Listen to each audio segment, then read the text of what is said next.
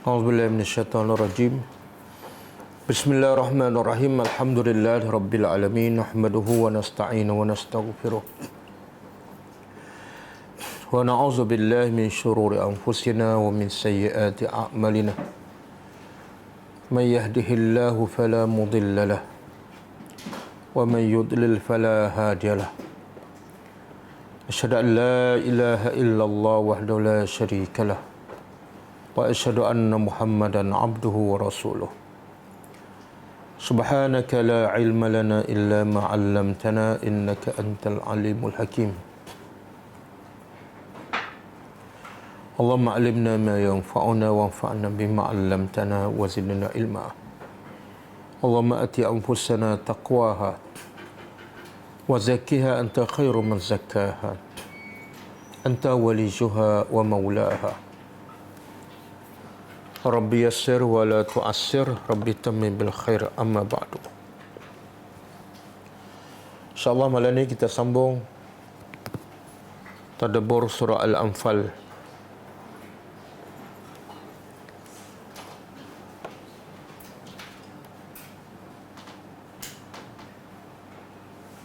Ayat 35.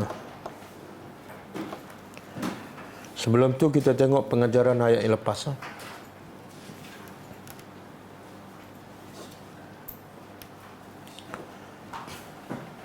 Ayat yang lepas, yang last kali berapa? Ayat berapa?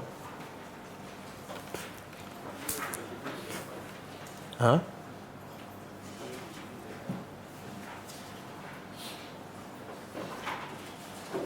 Tiga-tiga dah? Belum? Ha?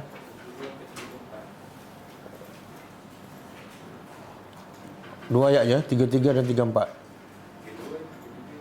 Okey. Ayat 32. A'udzubillahi minasyaitonirrajim. Wa iz qalu Allahumma in kana hadha huwal haqq min 'indika fa amtir 'alaina hijaratan minas sama' aw i'tina bi'azabin alim. Maksudnya, dan ingatlah ketika mana mereka telah berkata, ya Allah, sekiranya ini adalah kebenaran daripada sisi engkau, maka turunkan ke atas kami hujan batu daripada langit, atau bawa datang kepada kami azab yang pedih. Pengajarannya, pertama,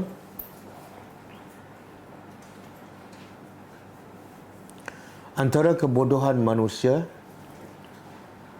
dan kejahilannya ialah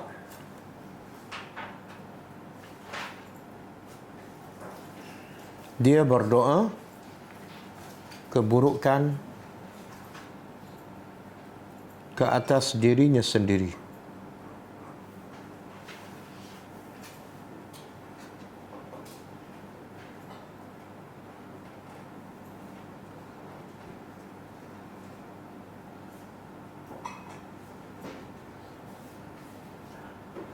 Dan ini adalah antara sifat orang-orang kafir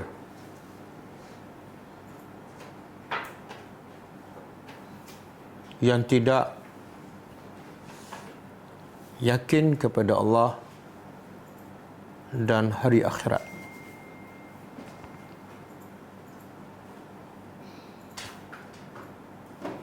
Yang kedua,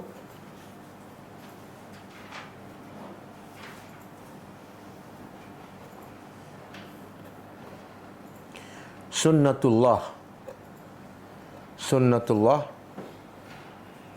iaitu ketetapan Allah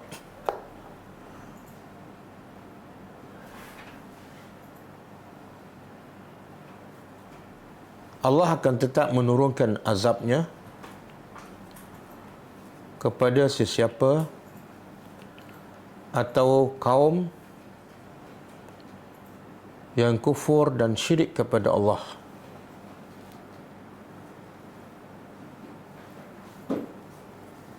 Sama ada di dunia ataupun di akhirat.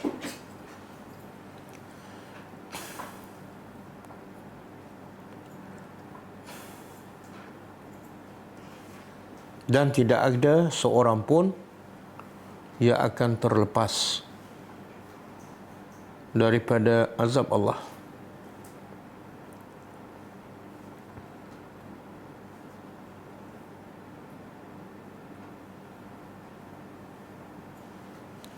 Ayat 33. Wa ma kana Allahu liyu'azzibahum wa anta fihim wa ma kana Allahu mu'azzibahum wa hum yastaghfirun. Maksudnya, dan tidaklah Allah akan mengazab mereka sedangkan engkau berada bersama mereka, dan Allah juga tidak akan mengazab mereka dalam keadaan mereka sentiasa beristighfar kepada Allah. Pengajaran pertama, kewujudan Rasulullah sallallahu alaihi wasallam adalah penyebab kepada azab Allah tidak diturunkan. Ini adalah kerana kemuliaan Rasulullah sallallahu alaihi wasallam. Yang kedua,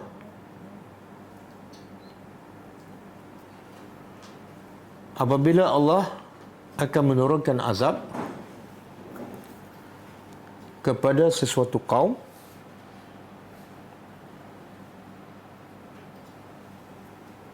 Allah akan selamatkan para nabi dan rasul serta kaum mereka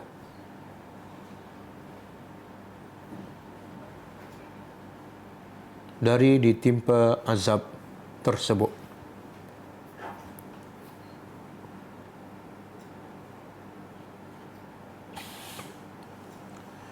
Yang ketiga,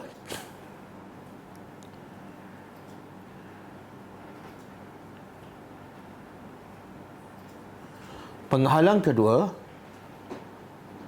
daripada azab Allah menimpa manusia di dunia ialah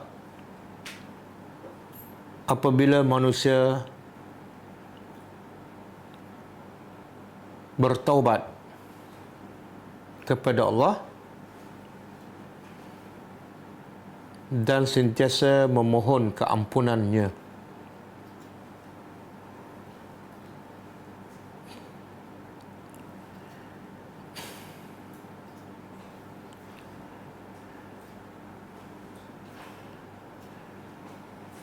Yang ketiga, yang keempat,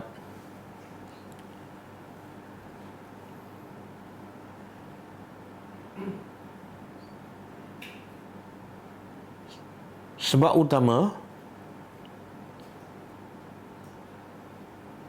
segala musibah yang menimpa manusia ialah dosa-dosa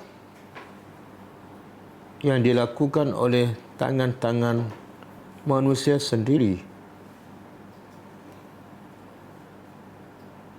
dan mereka tidak bertaubat kepada Allah.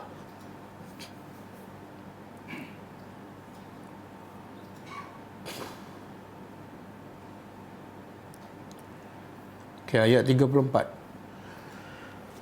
Wa ma lahum alla yu'azzibahumullah wa hum yasudduna 'anil masjidil haram wa ma kanu awliya'ahu in awliya'uhu illa al-muttaqun walakin aktsarahum la ya'lamun.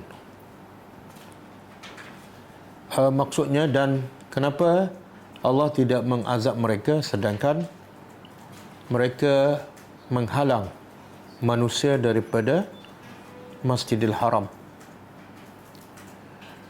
dan mereka sebenarnya bukan penjaga Masjidil Haram yang sebenar. Tidaklah penjaga Masjidil Haram kecuali orang-orang yang bertakwa. Akan tetapi kebanyakan manusia tidak mengetahui pengajarannya.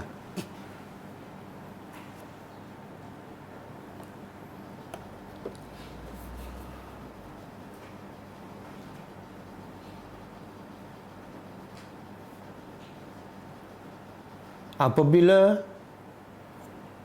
hilang dua sebab keamanan,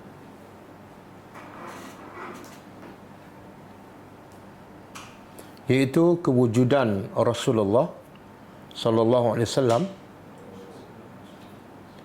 dan istighfar orang-orang yang beriman, maka Allah akan menurunkan azabnya.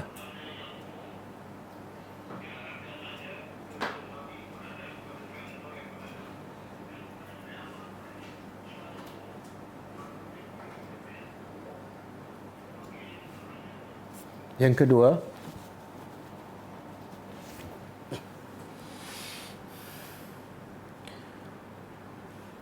orang yang benar-benar layak menjaga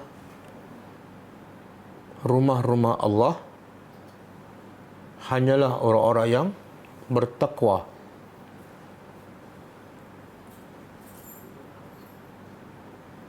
Yang mereka tidak takut melainkan kepada Allah sahaja.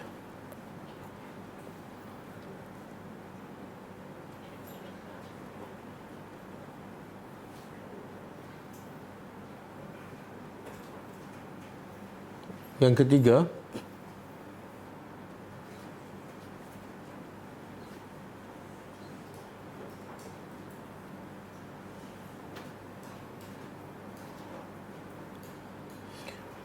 selagi mana manusia tidak kenal Allah dan mentaatinya, maka manusia itu adalah termasuk orang-orang yang jahil.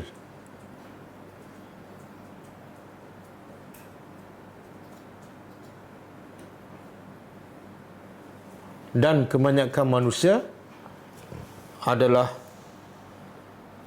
orang-orang yang jahil.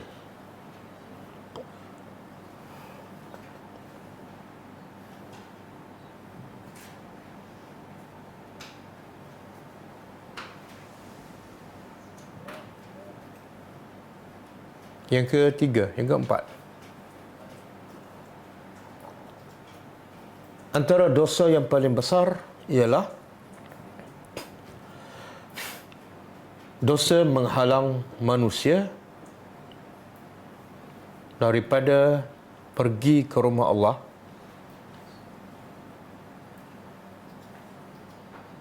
untuk belajar agama dan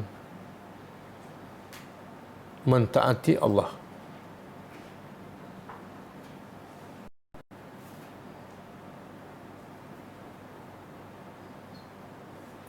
Okey, habis ha? Kita sambut ada boraya seterusnya.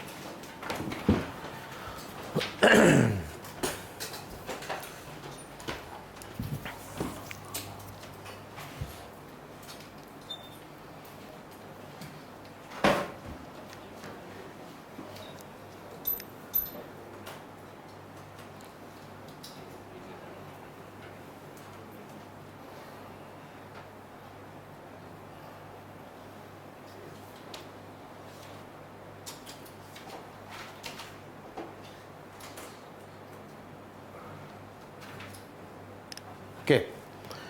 Ayat malam ni, ayat 35,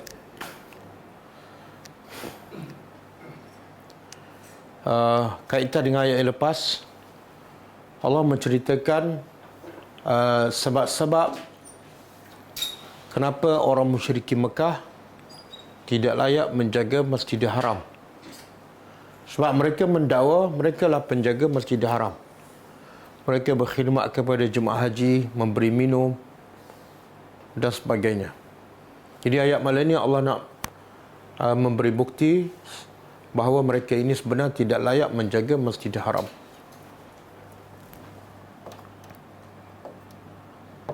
A'udzubillahi minasyaitonirrajim. Wa ma kana salatuhum,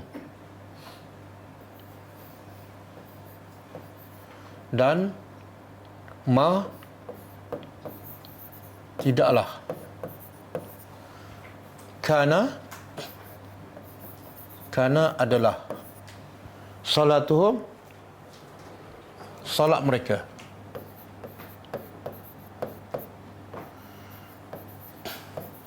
Salat asalnya bahasa Arab tapi telah dimelayukan.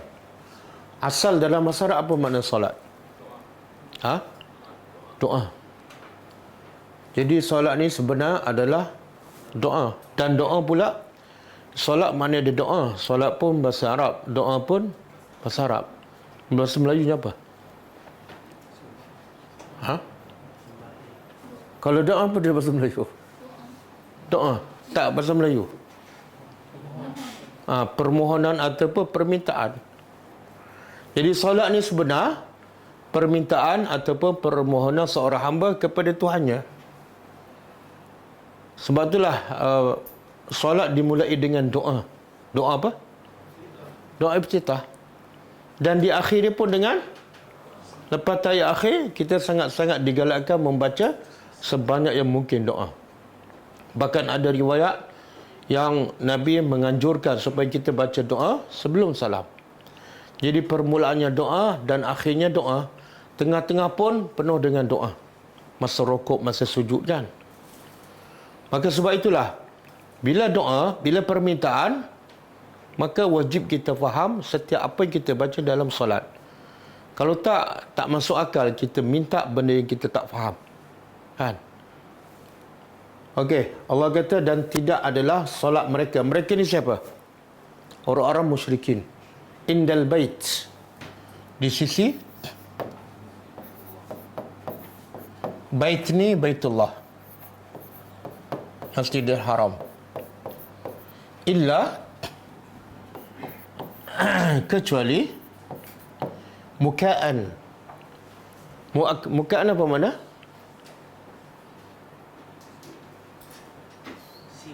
Bersiul. Dia kalau jenis apa-apa jenis suara,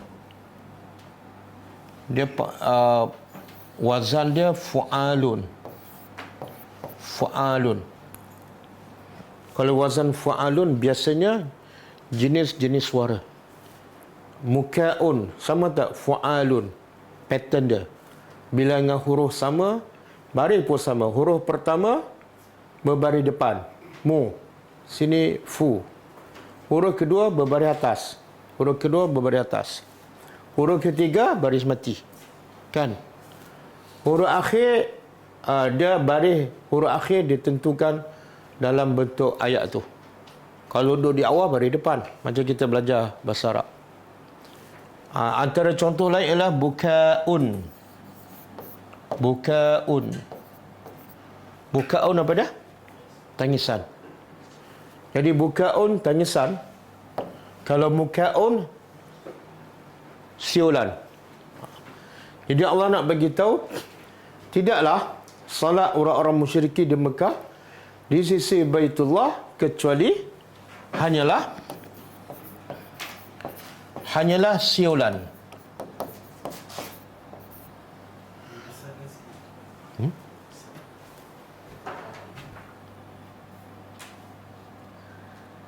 Okey. Lagi.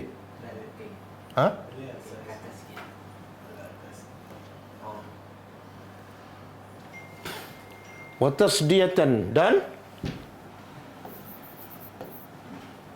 apa dia? Tepukkan.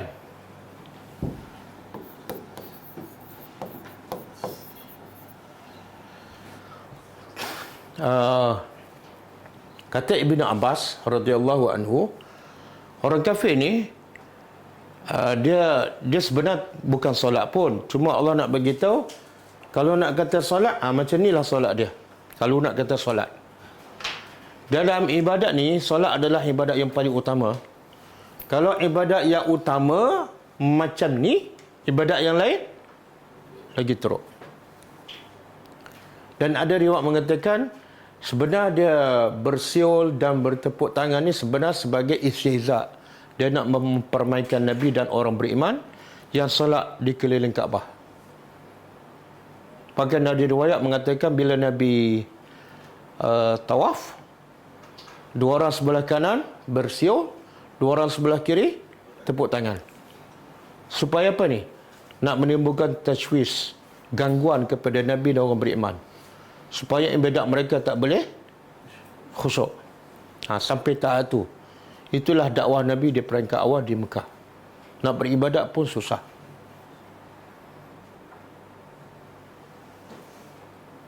Dan ada juga riwayat mengatakan orang musyrik ini dia tawaf keliling Kaabah. Dan tawaf mereka adalah bertelanjang. Ada mengatakan orang musyrik Mekah, ada mengatakan yang bertelanjang ni orang yang datang daripada luar. Sebab yang datang daripada luar tu datang daripada tanah halal. Yang datang daripada tanah halal ni biasa bagi orang Mekah orang yang kotor lah. Yang duduk di tanah haram ni bersih. Jadi orang Quraisy tawaf pakai pakaian. Tapi orang luar bila nak datang dia rasa mereka ni kotor. Jadi mereka buka pakaian tawaf walaupun perempuan. Itulah ibadat mereka. Mereka solat, mereka tawaf tapi ikut cara mereka. Dan di sini juga Allah nak mencela apa ni? Tidaklah solat mereka kecuali siulan dan tepuk tangan. Sebenarnya bersiul dan bertepuk tangan ni boleh tak dalam Islam? Boleh ke tak? Kalau ikut ayat ni tak boleh lah. Sebab ini Allah nak mencela, ini perbuatan siapa ni? Orang musyrikin. Bersiul tak boleh, tepuk tangan pun tak boleh, walaupun untuk memberi semangat. Tak pernah dibawa oleh Nabi dan para sahabat. Kecuali satu tempat aja boleh tepuk tangan. Satu tempat aja. Itu pun khas untuk perempuan sahaja. Bila? Bila imam baca salah ke ataupun tersilap, lelaki kena sebut.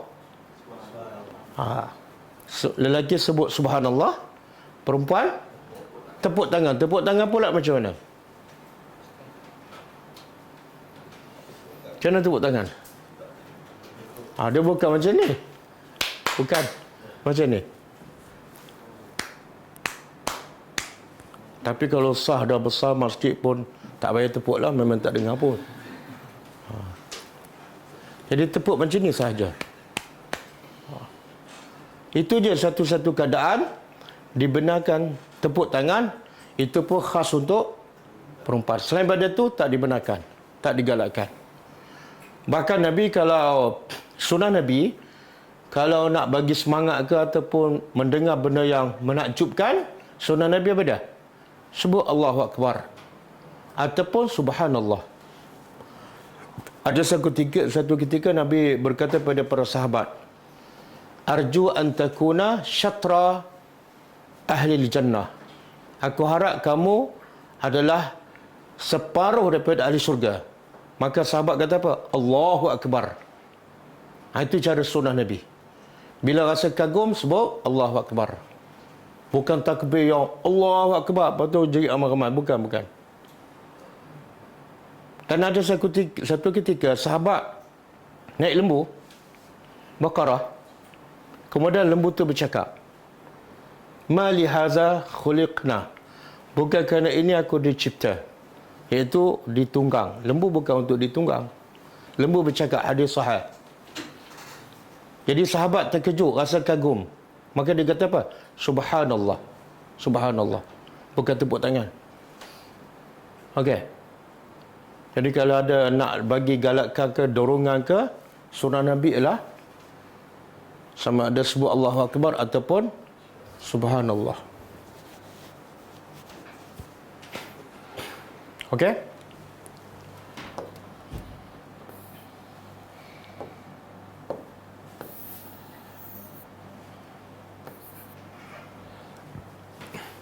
Jadi orang kafir, musyrikin Mekah solat tak? Tapi macam ni lah. Bahkan mereka solat di mana ni? Tepi Kaabah, tepi rumah Allah. Dan di sini juga ulama mengatakan ibadat tak boleh ikut suka. Termasuklah yang jenis suka buat suara dalam masjid, menjerit ke, melompat ke, menari ke, bergendang, termasuk ni. Sebab itu dah masuk dalam bab buat ibadat ikut suka ataupun ikut nafsu. Ibadat mesti ikut Nabi sallallahu alaihi wasallam. Sallu kama ra'aitumuni usalli. Okey, fazuku, maka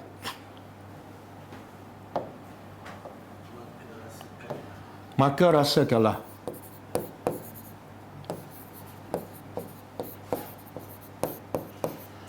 Azab. Rasalah oleh kamu. Allah kata pada siapa ni? Orang musyrikin Mekah. Rasalah oleh kamu azab. Azab apa ni? Bila ni? Azab ni bila? Ahli tafsir mengatakan tak kat dunia. Kan ayat sebelum ni orang musyrikin Mekah mencabar. Dicabar apa?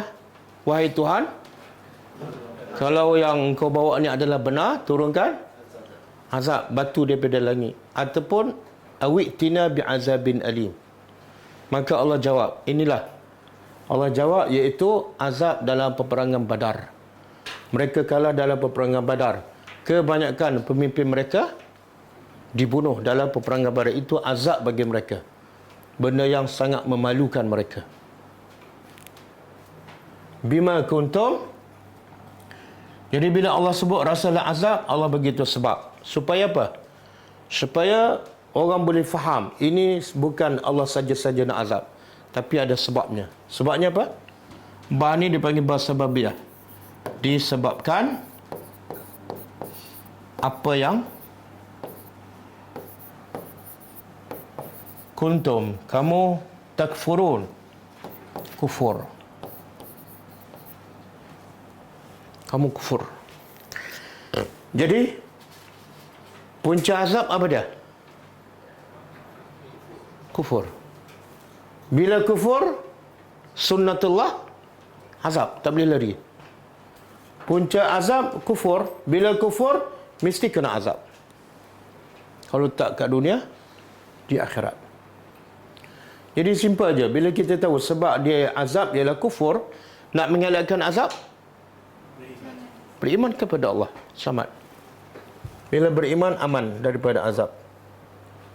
Sebab tu Allah beritahu apa sebab Allah tak azabkan sesuatu kaum.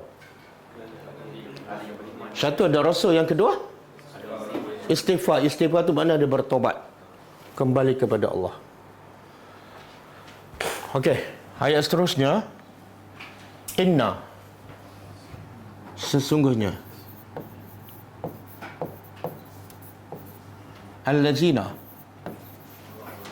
orang-orang yang kafaru, mereka kufur ataupun ingkar.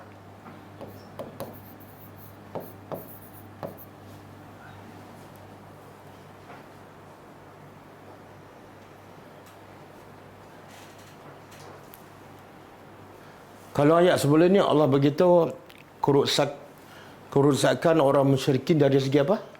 Ayat sebelum ni, kerusakan dari segi ibadat. Sekarang Allah nak beritahu kerusakan mereka dari segi infak, harta. Jadi orang, kalau kita tanya, orang kafir sedekah tak harta dia? Sedekah. Infak tak? Infak. Yunfiquna, mereka, ini fi'il apa ni? Fi'il? Mudhari' ke madhi? Kalau mudhari' maknanya apa? Allah nak bagi tahu orang kafir ni, dia akan infak bukan masa zaman Nabi je, tapi akan sentiasa infak dulu kini selama-lamanya. Mereka sentiasa infak. Infak pula apa dia ni? Amwalahum. Amwal ni benda yang paling manusia sayang. Harta-harta mereka. Apa tujuan? Infak harta yang paling dia sayang. Benda yang paling dia sayang harta. Tiba-tiba dia infak. Untuk apa ni? Li untuk.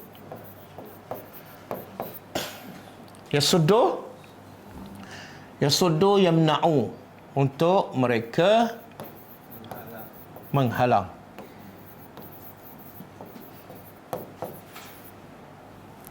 Menghalang an sabilillah, dari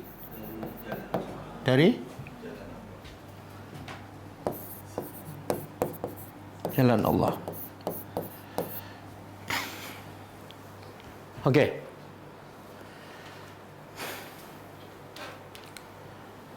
Yunfikuna fi'il mudhari' kan? Itu belajar bahasa Arab. Ada nun tak? Ada nun. Kenapa ada nun?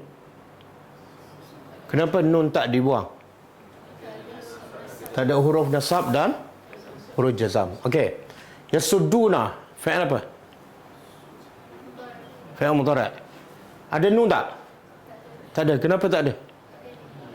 Ada lam. Lam. Dia panggil lam apa ni? Ha? Lam apa ni? Bagus malam. Ha?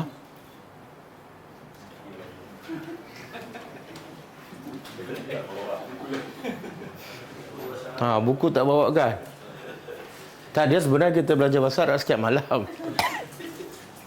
Teori kita belajar hari Isnin, praktikal setiap hari. Berapa? Belum exam ni, macam mana nak exam ni? Ha? Apa dia? Lamun ta'lil. Kebetulan betul lah. Lam at-ta'lil. Lam ta'lil ni huruf jazam ke huruf nasab?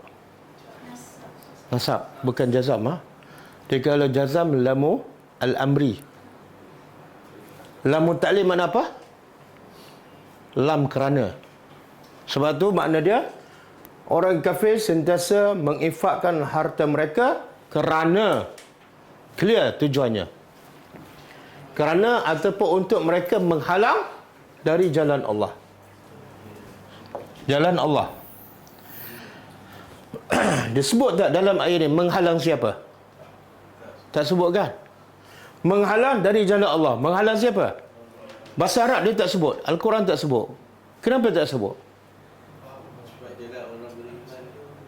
Tak, sebenarnya menghalang siapa? Menghalang apa? Ha? Menghalang orang lah. Kenapa tak sebut orang? Liyasuddu an-nas an sabilillah. Sepatutnya lah. Kenapa tak perlu? Faham? Kalau tak halang orang, nak halang siapa lagi?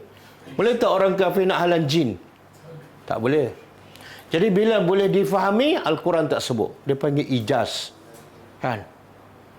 Quran ni bahasa, sebab itulah 30 juzuk sebuah Quran merangkumi semua peraturan hidup. Sebab dia sebut ringkas dan yang penting. Kita bercakap 3 hari 3 malam pun banyak yang kosong.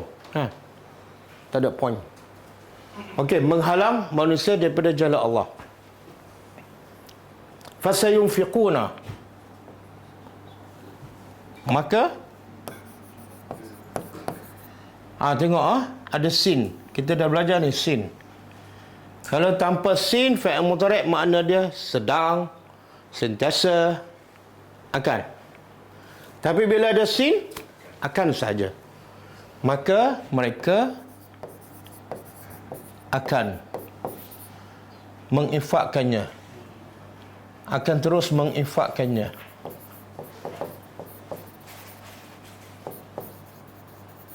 Nya ni balik pada apa? Harta. Okey. Ada beberapa pendapat lah tentang ayat ni turun kepada siapa dan bila. Pendapat pertama, ayat ni turun kepada dalam peperangan Badar. Tentera musyrikin dalam peperangan Badar berapa ramai? 1,000. Cuba bayangkan mereka datang daripada mana? Mekah kan? Pergi ke Madinah berapa jauh? Berapa masa mereka nak sampai ke Madinah? Bukan naik train Berapa lama? Mungkin 7 hari ataupun 10 hari kan? 1,000 orang. Agak-agak berapa makanan dia perlukan setiap hari? Ha? Cuba fikirkan. Kalau 1,000 tentera dalam tempoh 7 hari ataupun 10 hari, berapa banyak dia perlukan makanan? Jadi sebab pertama ayat ni, ini pendapat majoriti ahli tafsir, turun kepada 12 orang ni. 12 orang pembesar Mekah yang kaya raya. Mereka ni yang infak untuk tentera Quraisy dalam peperangan Badar, bermula daripada Mekah sampailah ke Badar, dekat Madinah. Antara 12 orang ni, Abu Sufyan, Utbah bin Syaibah,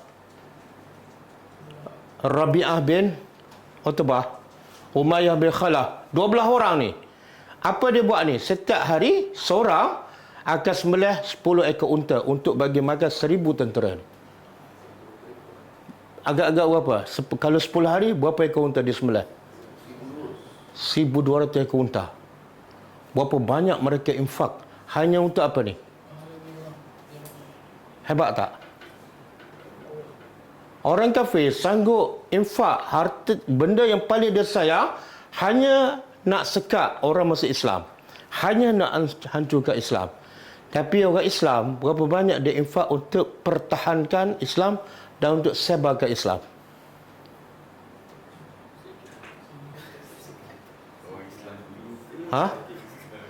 Orang Islam sekarang. Orang Islam dulu hebat. Abu Bakar infak apa? Semua sekali. Osman banyaklah. Walaupun Umar separuh. Orang dulu memang hebat. Kebanyakan harta, macam Khadijah, asalnya kaya. Bila kahwin dengan Rasulullah, tak ada harta. Akhirnya masa dia wafat, dikatakan sebab dia wafat ialah sebab makan daun kayu ketika orang musyrikin Mekah memboikot orang beriman. Khadijah yang kaya raya akhirnya mati kelaparan. Jadi orang beriman memang hebat. Orang kafir pun hebat, infak. Orang beriman pun hebat, sebab tu orang beriman menang. Tapi sekarang orang kafir infak lagi tak? Ada dalil? Ni yunfiquna. Allah sebut dalam bahasa fi'il mudhari'. Ni fasayunfiquna, mereka akan terus infak. Pelik tak? Mereka ajaran yang sesat. Islam agama yang benar. Tapi mereka sanggup korbankan bilion yang mereka sayang untuk sekat Islam daripada tersebar. Walaupun mereka sesat. Kita agama yang benar. Kita yakin agama yang benar. Tapi kita nak infak untuk sebarkan Islam, kadang-kadang fikir berapa kali. Betul tak? Minta maaf saya cakap. Kadang-kadang kita pergi umrah berkali-kali kan. Berpuluh-puluh ribu. Tapi bila infak untuk agama, berpuluh ribu ke berpuluh-puluh ringgit. Beza tak infak kita untuk agama dengan infak kita untuk diri kita sendiri? Kalau kita tak malu pada Allah pun malu pada orang kafir ni. Itu pendapat pertama. Pendapat kedua, ayat ni turun kepada Abu Sufyan. Dalam peperangan Badar, ada dia panggil Uhbush, satu bangsa yang duk orang miskin, Uhbush, bukan Ahbash, jamak Ahabish.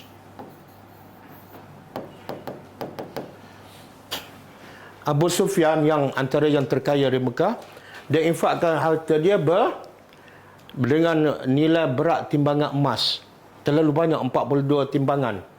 Untuk apa? Untuk membayar upah 2,000 kepada orang Uhbush untuk bersama mereka dalam peperangan Uhud. Tentera kafir dalam peperangan Uhud berapa ramai?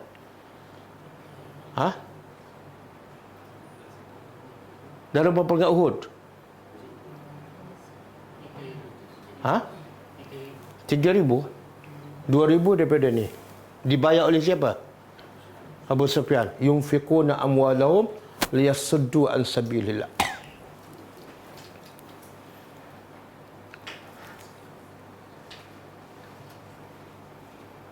Pelik kan? Dia bagi benda yang dia sayang hanya sebab apa tu? Kenapa dia nak halang sangat? Kenapa dia nak halang sangat Islam tersebar?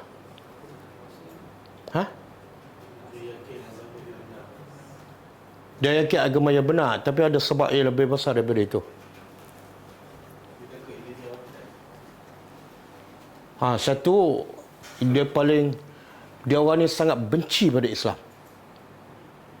Sebab apa? Sebab Islam ni, semua yang Islam suruh berlawanan dengan nafsu.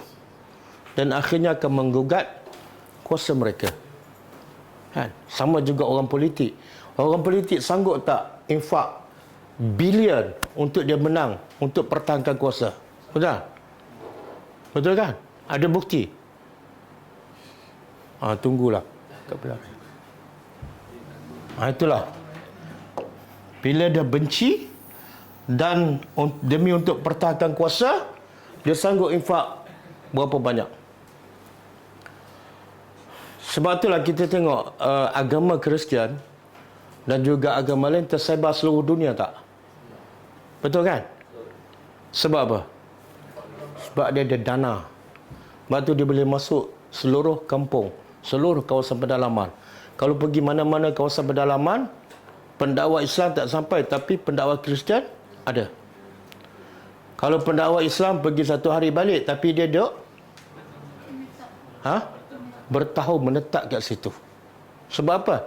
Mereka yakin agama mereka benar dan mereka nak kongsi dengan orang lain. Tapi kita kalau duduk kat kampung, nak pergi berdakwah 3 hari pun fikir berapa kali? 3 hari, 3 kali fikir. Kalau sebulan, 30 kali fikir. Okey? Semah. Kemudian akhirnya, apa hasilnya? Semah. Kemudian, takunu, jadilah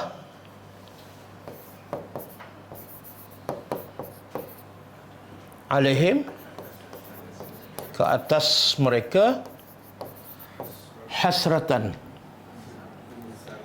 penyesalan. Dia ada satu lagi perkataan menyesal dalam bahasa Arab, an-nadamah. An-nadamah. Apa beza dia? Kalau hasratan, asyaddun nadamah. Penyesalan yang paling dahsyat, lebih daripada an-nadamah. Infak, lepas tu menyesal. Semua kemudian yughlabun, mereka ditewaskan. Kenapa mereka menyesal? Dah labur banyak kan, mungkin beratus ribu ketika itu. Tapi hasilnya apa? Kalah dalam peperangan Badar. Dalam peperangan Uhud, kalah. Dan kemuncaknya, mereka dikalahkan dalam ketika pembukaan kota Mekah. Kalah. Yang menyesal betul-betul bila? Di akhirat besok. Semua yang mereka infak tu, semua tak ada nilai 1 sen pun. Yalah, contohlah. Kita infak nak beli rumah kan 1 juta. Tengok-tengok, duit tu hilang. Menyesal tak? Walaupun di dunia. Dan walaupun mungkin kita dapat balik. Kalau tak semua pun mungkin separuh. Tapi kalau menyesal di akhirat, dapat balik tak? Hangus. Haba'an mansurah. Okey, ini orang kafir dahulu menyesal.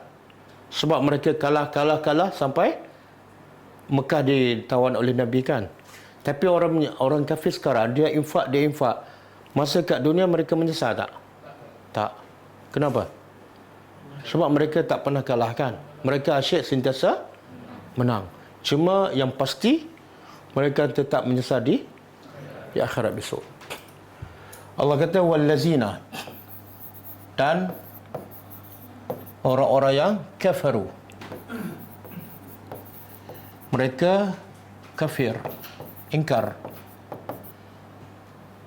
Ila jahannam, ke neraka Jahannam. Jahannam pun antara perkataan Arab yang telah dimelayukan. Cuma makna dia sangat lari jauh. Kalau dalam Al-Quran, Jahannam apa makna? Neraka Jahannam. Makna asalnya dalam dan gelap. Tapi kalau Jahannam bahasa Melayu, 6 Jahannam, apa makna dia? Okey lagi kan? 6 Jahannam. Habis Jahannam kereta saya. Okey lagi. Jadi bila jadi bahasa Melayu macam okey je kan? Yuhsyarun. Hanya bila ilah di hadapan kena terjemah hanya ke neraka Jahannam. Yuhsyarun, mereka dihimpunkan. Jadi bila ilah Jahannam di awal, mereka tak mungkin dihimpun ke syurga, mustahil. Itu faedah sebut ilah di awal. Kalau ilah di akhir, mungkin dia masuk neraka, lepas tu keluar balik. Yang ni jenis masuk, tak keluar-keluar. Okey. Dan banyak ayat yang pasal manusia yang tak beriman dihimpun di pada mahsyar dalam keadaan, ada yang dalam keadaan berdiri, pogel, kemudian ada yang bermandi ke peluh pula, ada sampai buku lali, ada sampai ke pusat, ada sampai ke leher, ada yang tenggelam, dan ada juga dibangkitkan, dihimpun daripada mahsyar dalam keadaan umyan, buta, wasumman, pekak, dan bukman, bisu. Dan ada yang dihimpun kepala berjalan di bawah, berjalan dengan kepala. Okey. Boleh? Jadi infak orang kafir ada faedah? Sia-sia. Sebab apa? Sebab dia infak bukan fi sabilillah, fi sabili at-taghut. Okey, ada satu lagi jenis infak. Fi sabilillah juga, tapi sia-sia juga. Infak siapa ni? Infak orang munafik. Cuba buka surah At-Taubah ayat 82 dan 83. Kan? 52 dan 53. Ini infak fisabilillah, tapi juga sia-sia.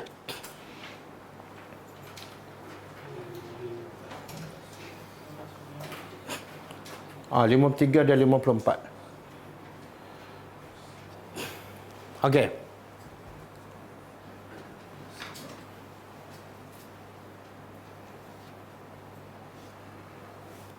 Cuba terjemah. Qul. Katakanlah wahai Muhammad, anfiqu. Allah perintah pada Nabi supaya kata pada siapa? Orang munafik. Sebab orang munafik infak tak? Orang munafik ni sebenarnya kafir ke beriman? Kafir. Tapi dia infak. Bahkan dia solat pula. Dan dia solat bukan bersiul, bukan tepuk tangan. Yang bersiul tepuk tangan orang kafir. Tapi orang munafik solat sama dengan solat Nabi. Cuma beza solat orang munafik dengan orang beriman apa dia? Allah akan sebut nanti. Qul, katalah wahai Muhammad, bagi kepada orang munafik, anfiqu, infaklah. Tau'an. Tau'an secara sukarela. Au karhan, ataupun secara terpaksa. Lan yutaqabbal minkum. Tidak sekali-kali akan diterima daripada kamu. Walaupun kamu ikhlas, tau'an, ikhlas kerana Allah, tak akan diterima. Kenapa? Allah berkata sebab innakum, sesungguhnya kamu, kuntum qauman fasiqin. Sebab infak kamu tak diterima sebab kamu orang yang fasik. Fasik di mana di sini? Kafir. Bila kafir je, 1 bilion dia infak pun tak diterima. Walaupun untuk fi sabilillah. Okey. Kemudian Allah kata wama mana'ahum, dan tidak ada yang menghalang mereka an tuqbala, dari diterima daripada mereka nafaqatuhum, nafkah mereka. Tidak ada yang menghalang infak mereka diterima illa kecuali annahum sesungguhnya mereka kafaru billah. Ini ayat ni sebut jelas orang munafik ni sebenar kafir. Bila kafir 10 bilion pun Allah tak terima. Mereka kufur dengan Allah dan Rasul. Dan wala ya'tuna salah. Itu bab infak, ni bab solat pula. Mereka tidak mendatangi solat kecuali wahum kusala. Dalam keadaan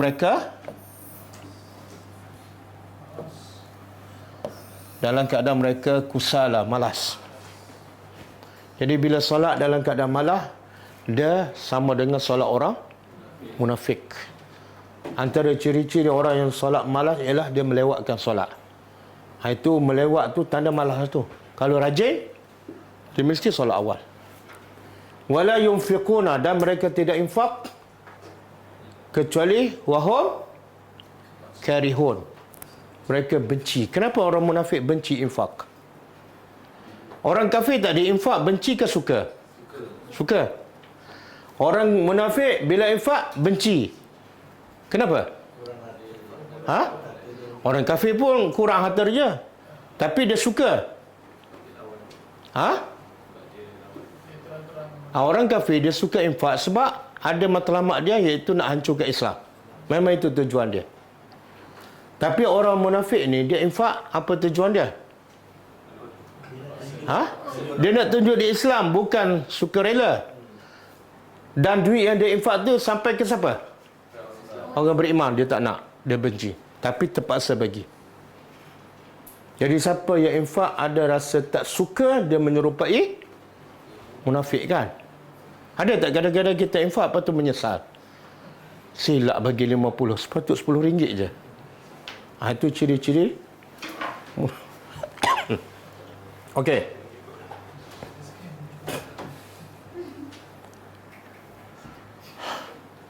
Infak orang kafir tertolak. Infak orang munafik tertolak. Infak siapa yang diterima? Infak orang beriman. Apa syarat-syarat infak yang diterima oleh Allah? Pertama, ikhlas kerana Allah. Yang kedua, ikhlas kerana Allah, tidak harap balasan itu sekali dulu. Yang kedua, tak, yang kedua, dia mesti infak pada benda yang Allah suka. Contohlah dia infak untuk mahaktafi yang buat bid'ah. Tak ada. Allah tak terima. Faham tak? Infak untuk mahaktafi yang pagi petang bid'ah je, Allah tak terima. Sebab Allah tak suka. Yang Allah suka ialah yang ikut sunnah Nabi. Ramai tu. Kadang-kadang ada infak untuk cetak Yasin. Siapa membazirkan, Allah tak suka. Banyak tak surah-surah Yasin bertebaran di masjid-masjid, kan? Lepas tu cetak lagi. Allah tak suka. Bahkan itu adalah perbuatan syaitan. Dua, ciri-ciri infak orang beriman. Mesti infak pada yang Allah suka.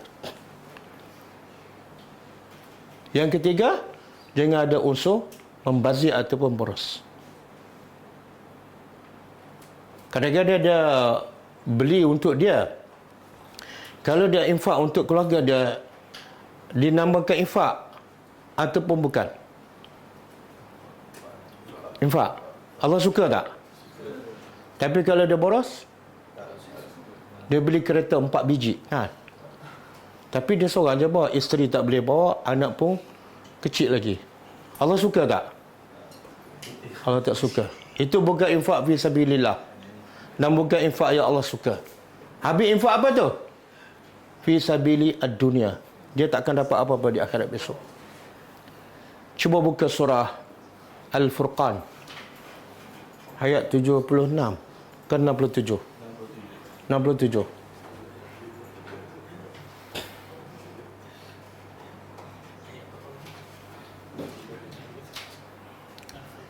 Okey, Allah kata apa? Allah puji ni. Ini sifat siapa ni? Ibadur Rahman.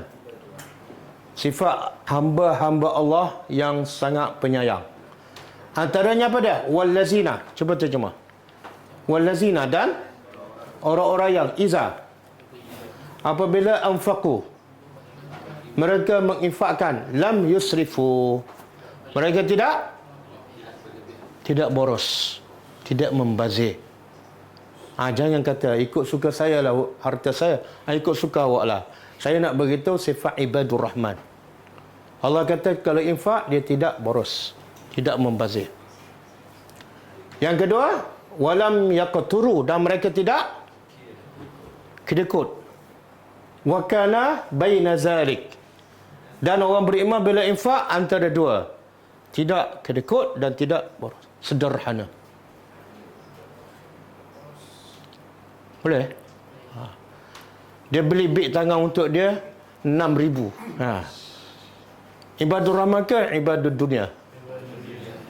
Oh, pandai bahasa Arab.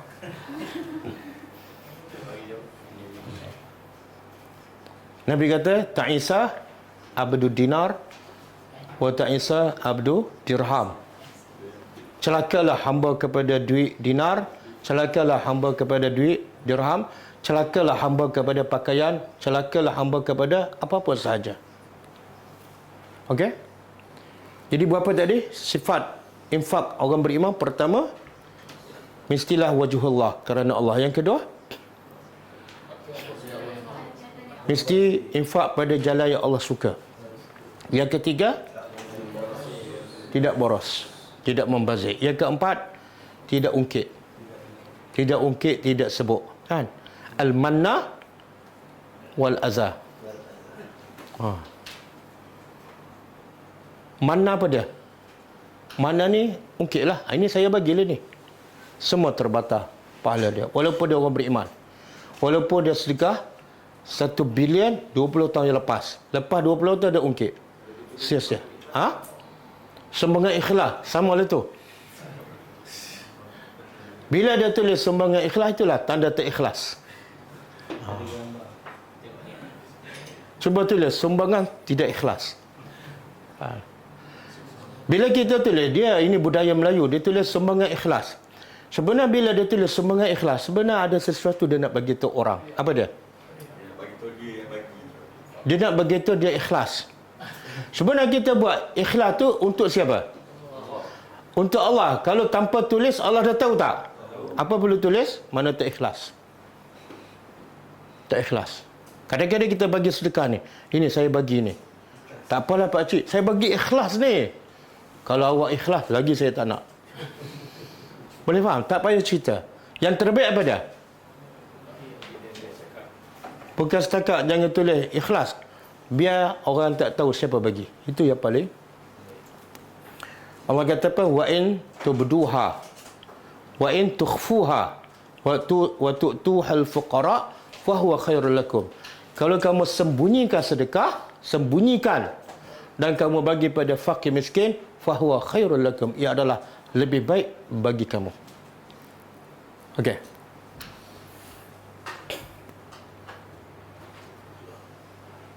Keluar. Habis dah. Oh, 2 ayat je. Ada ayat yang nak bagi. Okey, cuba keluarkan hadis. Keluarkan hadis. Saya nak tanya, apa sedekah yang paling baik? Pada keluarga, ada dalil? Oh, dah. Lupa. Tak apa. Lupa adalah perkara biasa. Yang luar biasa ialah sentiasa ingat. Okey. Hadis marwahu Muslim, riwayat Muslim. An Abi Hurairah, daripada, subhanallah, banyaknya pahala Abu Hurairah. Dia miskin tapi jutawan pahala. Marfu'an, diangkat kepada Nabi. Dinar lah. Anfaqtahu, yang engkau infakkannya fi sabilillah, pada jalan Allah. 1. Wa dinar anfaqtahu fi raqabah, yang engkau infak untuk raqabah, memerdekakan hamba. Dua. Wa dinar, dan dinar tasaddaqta, engkau sedekah dengannya ala miskin, kepada orang miskin. Tiga. Wa dinar anfaqtahu ala ahlika, dan dinar yang engkau infakkan kepada ahli keluarga engkau. A'zamuha ajra, yang paling besar ganjaran pahala ialah allazi anfaqtahu ala ahlika, yang engkau infak kepada ahli keluarga engkau. Tapi ingat, jangan boros. Dia kata, saya nak infak banyak-banyak. Sebab apa? Inilah infak yang paling afdal. Tak. Kalau boros, jadi dosa.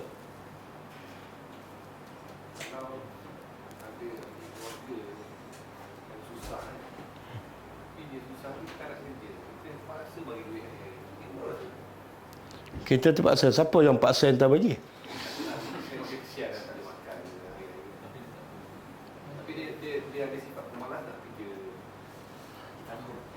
Tak, dia sebenar. Mana yang lebih besar mudarat kepada dia? Sifat malas dengan kemiskinan. Mana mudarat yang paling besar? Ha? Tapi yang kita lebih kesian yang mana? Kita yang salah. Kita lebih kesian kepada yang kurang mudarat. Agak-agaklah kalau kita tak bagi pada dia, agak-agaklah dia mati kebuluran tak? Tak. Rezeki Allah dah tetapkan. Lagi pula kita jumpa masa dia umur 60 tahun, tak mati-mati pun. Kan? Jadi tukar mindset kita. Dia ni malas. Malas ni menyebabkan, apa dia? Malas menyebabkan dia akan masuk neraka. Betul tak? Bila dia malas bekerja, dia sentiasa meminta. Dia itu sifat yang sangat buruk. Tapi kemiskinan bukan penyebab orang tu masuk neraka. Bahkan ramai masuk syurga sebab miskin. Jadi kena tukar cara berfikir. Ramai orang kesian, orang miskin dia bagi duit je, tapi tak bagi ilmu. Sedangkan kerana ilmu lah boleh selamatkan dia daripada neraka. Kalau tanya saya lah, orang macam ni jangan bagi duit, bagi ilmu je. Dengan ilmu je dia boleh berubah, betul tak? Lagi kita bagi, lagi kita menjadikan dia malas bekerja dan sentiasa meminta. Okey. Ada ayat lagi?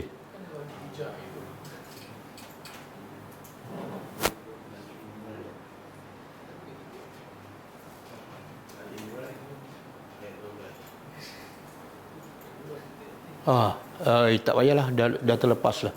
Lagi?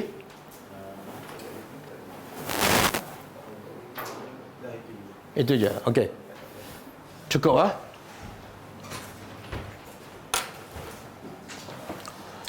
Kita baca sikit buku 62, pembuka 62 amalan pembuka pintu syurga.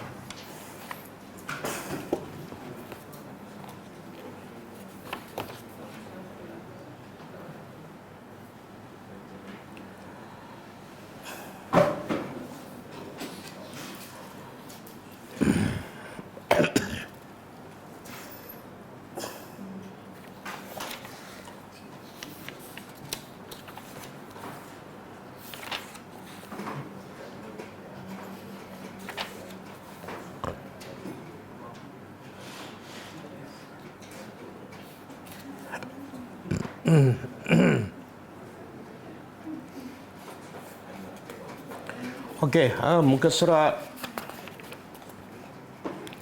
90.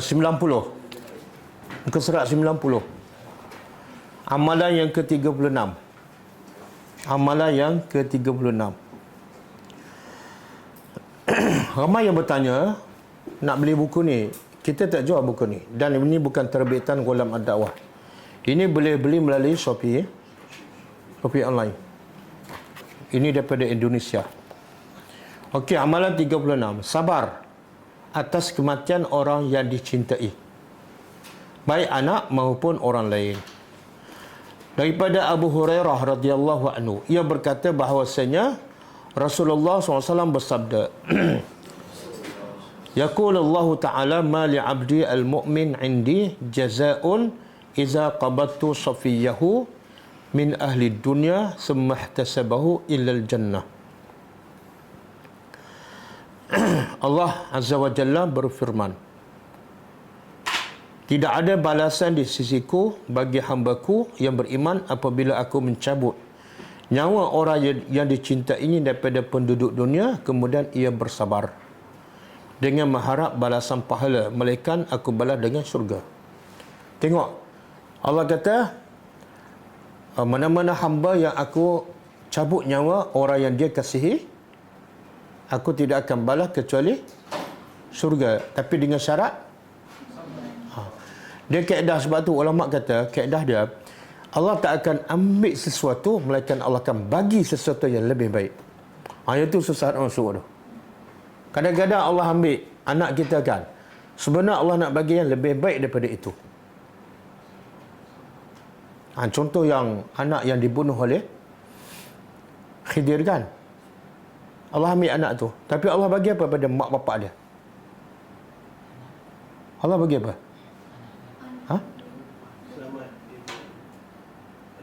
Allah bagi anak dia adalah ahli syurga, dan mak bapak dia dijamin 3 beranak tu ahli syurga.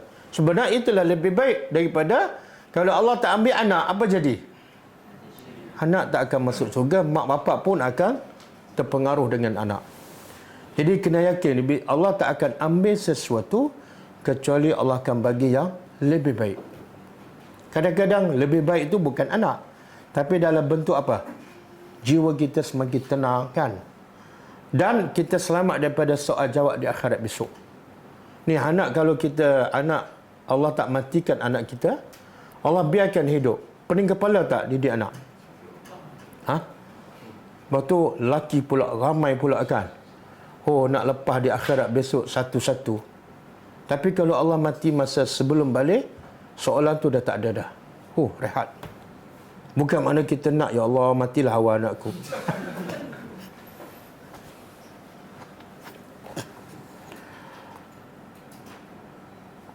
Imam Al-Hafiz Ibn Hajar mengatakan, makna Safiyahu adalah orang yang dicintainya, orang yang sangat dicintai. Tak kira lah anak ke, bapa ke, isteri ke, suami ke, seperti anak, saudara dan semua yang dicintai oleh manusia. Sedangkan yang dimaksud dengan Al-Qabdu adalah diragut nyawanya, iaitu kematian. Ia melanjutkan makna ihtasabahu adalah bersabar atas kepergiannya dan mengharap balasan pahala daripada Allah atas hal itu. Ia juga mengatakan, Ibnu Battal menggunakan hadis ini sebagai dalil yang menunjukkan bahawa mereka yang ditinggal mati oleh seorang anaknya sama dengan orang yang ditinggal mati oleh 3 orang anaknya. Begitu pula halnya dengan 2 anak. Mana kalau anak yang Allah matikan 2 lagi dan dia sabar, lagi besar ganjaran. Kalau 3, lagi besar ganjaran. Kita biasa dengarkan ada satu keluarga aksiden, semua anak dia meninggal kan. Cuba bayangkan kita tempat dia. Kan. Tapi kalau kita boleh bersabar, kita duduk tempat dia, kita boleh bersabar, kita adalah lebih baik daripada orang yang tidak ada kematian anak masa kecil. Daripada Anas bin Malik radhiyallahu anhu, ia berkata bahawasanya Rasulullah SAW bersabda, "Ma minan nasi muslimun yamutu lahu salasatun minal walad lam yablughu al-hinsa illa adkhalahu Allahul jannah bifadli rahmati iyahum." Maksudnya, tidaklah seorang muslim ditinggal mati oleh 3 orang anaknya, mana 3 orang anaknya mati sekaligus, melainkan Allah akan memasukkannya ke dalam syurga dengan sebab kurnia dan kasih sayang Allah terhadap mereka. Tapi syarat apa? Sabar. Kalau dia mengamukkan, pukul badan, koyak baju, itu tak adalah. Dalam satu riwayat Imam An-Nasai disebut, man ihtasaba thalathatan min sulbihi dakhala al-jannah. Faqamati imra'atun faqalat aw isnani faqala aw isnani. Faqalat al-mar'atu ya laitani qultu wahidan. Barang siapa yang bersabar dan mengharap pahala atas kepergian 3 orang anak kandungnya, maka ia akan masuk syurga. Seorang wanita lalu bangkit dan bertanya, kalau 2 orang? Nabi menjawab, ya, kalau 2 orang pun sama.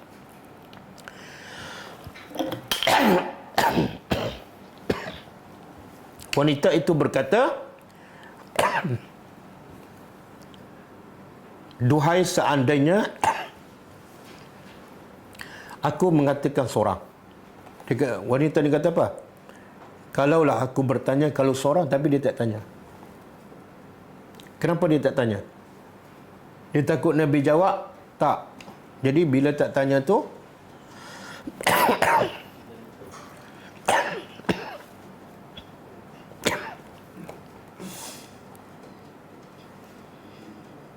bila tanya, tak tanya, jawapan tergantunglah.